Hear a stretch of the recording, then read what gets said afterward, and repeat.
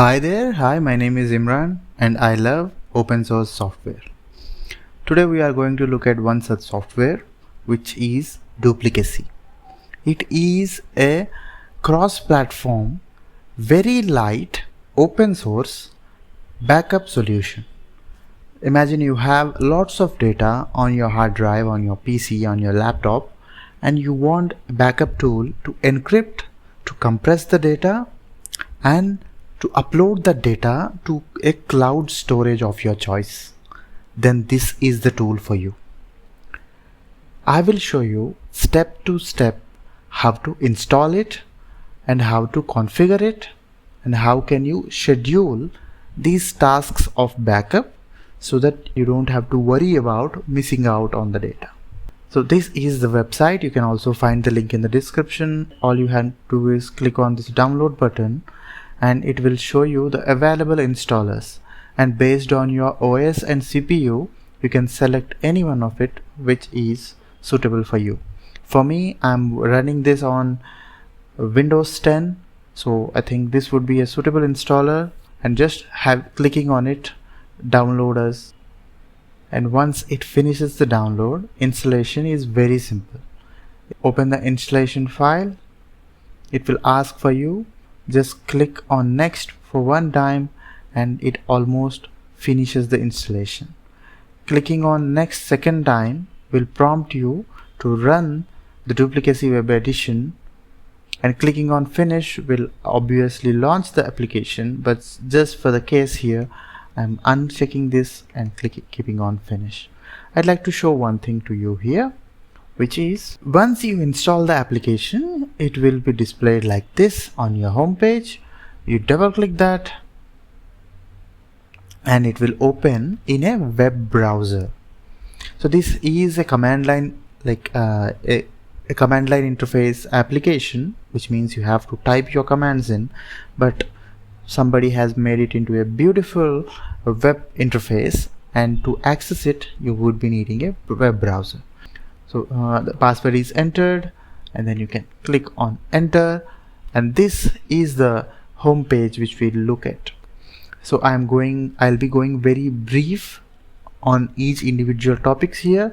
If you like more, if you want to dwell more into the options, you are always welcome, and we also have a forum where any of your queries will be answered by a community of very supportive users.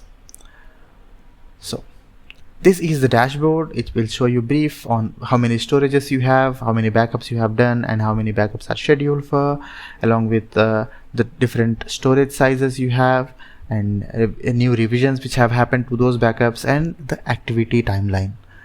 Moving on to the next category, which is the storage. Here you configure where your backups will be stored. If the first option is a disk, which means it will be stored on your current PC's hard disk, whereas the other options provide you option to configure the cloud storage. We would be dealing with the cloud storage part in the upcoming videos. For now, we would be storing our data or our backups in a local storage. Clicking on the folder icon will open all the available directories or the drives. So now you have to choose a folder to drop all of your backups into that particular folder. So here I am selecting the Nextcloud as my backup folder, where all my backups will come and will be stored. And after selecting the folder, I have to click on select. So the D drive Nextcloud folder would be my storage location, and clicking on the continue button will open this page. Here I have to provide the name for the storage, in this case C drive backup.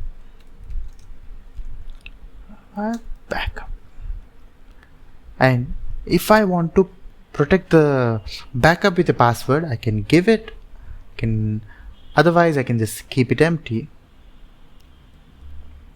And there are some other options which you can explore. I'd like to highlight on this particular option called compression, which gives you an option to select how faster and quicker you want the compression to happen. Based on your resources, your RAM size, your CPU, you can select whichever suits you best. So I'd be selecting the fastest one for the demonstration purpose, and clicking on add will successfully create a storage for us. So you can see it here, C drive backup is the name of my storage. It is stored in D drive Nextcloud folder, and these are few bits and pieces of information which is helpful for us. So this is about the storage part. Moving on to the next part, which is the backup. Here you can see the name of the device I'm currently on. Here we can select add a backup, and then we have to provide it the directory which you need to get backed up. In this case, clicking on the folder icon will reveal all our drives. If you want the whole drive to be backed up, you can just select the drive and click select. Otherwise, if you want to have only a part of the drive to be backed up, you can select, you can navigate to the drive. Since I have mentioned it would be my C drive, I'll be opening up. I want to back up my desktop folder.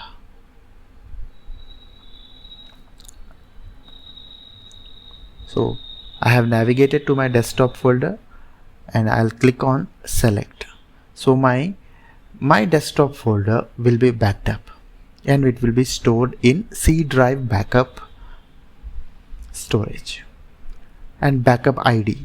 This is an ID which have to be mentioned, identification for you, just so that you know that.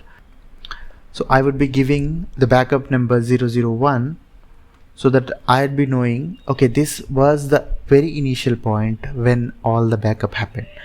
When I click on save, the half of the work is done. We have configured what to be backed up. We haven't backed it up yet. So to back it up, what we have to do is this option here. When you click on this, then it will display all the subfolders of that particular folder. You can select, you can remove or exclude any files you don't want to have. So all these are my other files which I don't want to have it in backup. So these are these dynamic log files which are not of currently any use, even if I back it up. So I'll just exclude them. We'll just exclude them, all these icons and everything.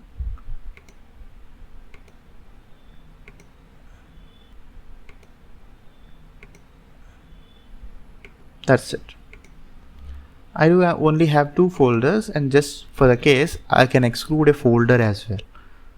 So in this case, only the formats folder will be backed up, will be compressed, will be encrypted and stored in the mentioned area. So clicking on save would fix this, and here the option threads, which is based on your resources, you can increase the number so that the work happens much quicker. It is 1, so I'd be changing it to 8. And then say we can increase the number if you think you do have a lot of resources and your system can handle it. Clicking on this small play button will start the backup and will display you the status of the backup. Here you can see. So it was a very small folder, so it has just completed in few minutes. So this was till the backup part, and you must have found that it would be quite difficult for you to log in, switching on your system and sitting together and going through each and every backup. So there is this wonderful option called schedule, which will help you in minimizing that work. The schedule is, you can select which backups to run at which point of time. To schedule this backup at one specific time, or you want to run it multiple times, you have to go to the schedule part of the menu. Here, this is first display. You can do is give a name to your scheduled run, which is, I want to run this backup once in a week. So I'm just giving it a name called weekly. And then in the frequency, since I'd be running once a day, I'll be clicking on the daily. and in the starting time I can either give it a desired time. I'd be happy to run it at 3 a.m. since I feel that my laptop would be free at the time, and I want to run it on every Sunday so that all the work I had done during the week and the weekend be captured. Work for this, completely work for the backup part only.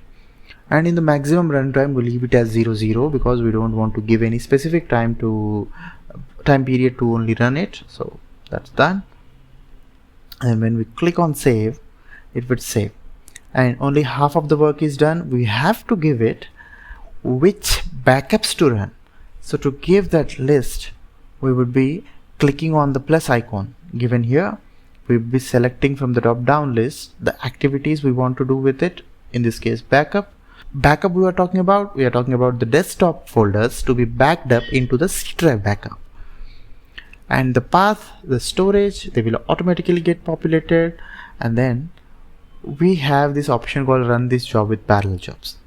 So if you feel that your system can handle it, you can check it, otherwise you can just leave it like that, and then you can click on save. Now your work will run like automatically. Since we are working on a Saturday now, today is Saturday, and then since I have configured it for working on Sunday, it is showing me when the next backup will be running. You can add multiple jobs to it. You want to run something, some backup on a specific folder, you want to run a different job at a different time. This is a weekly job, you want to run something daily, then you can just click on the add new schedule. You can give it a name, daily. You can configure if the time, you can configure daily. You can leave all the days open and save it. So now your schedule is prepared, which is for daily and which runs daily and everything. You can just add all the backups you want to run daily to here. So this would be the schedule part of the Duplicacy software.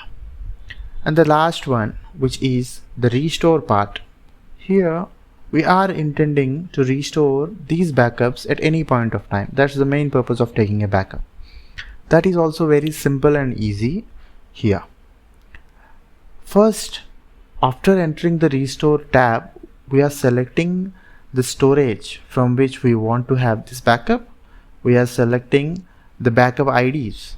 Remember, just to have an information or understanding of when did we created this. So once we select the ID, we do have the revisions for that ID, like if multiple backups have happened on that particular ID, like 5-6 backups, so we will be having with the date and time of those backups.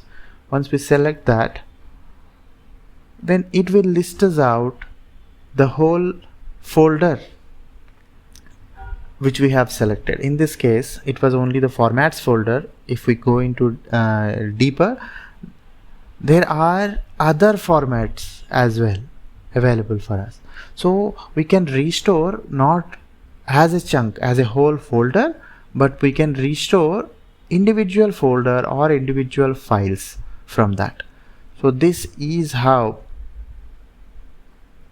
the whole system is working in here. And just selecting where do you want to restore that, also giving few credentials, like in here I'd like to have it in the Nextcloud folder, and any other options like based on the command line interface. And you can, once you click on restore, this data will be restored there. So this is how the whole system comes into place and gives you the freedom of open source, of utilizing low resources. And I hope to see you in next video. Bye.